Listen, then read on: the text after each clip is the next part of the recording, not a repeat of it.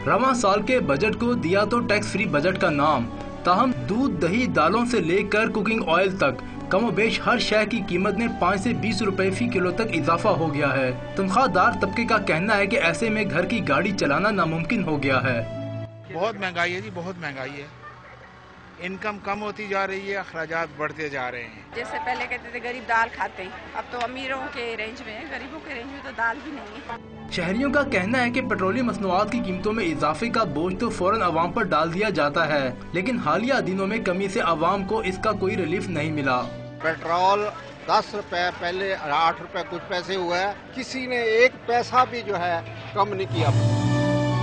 80 साला मोहम्मद दीन महंगाई के हाथों बेहाल शहरियों में से एक है, जो इन्हीं सस्ते बाजारों में काम करता है, लेकिन दिन भर की मुशक्कत के बाद भी घर के अखराजात पूरे नहीं कर पाता।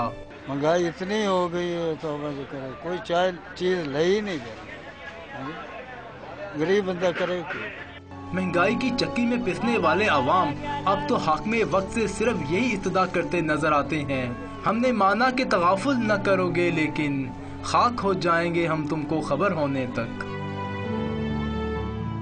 अवाम का कहना है कि महंगाई इस हद तक बढ़ चुकी है कि अब सफेद पोशी का भरम और जिस्म रूह का रिश्ता भी बरकरार रखना मुश्किल हो गया है।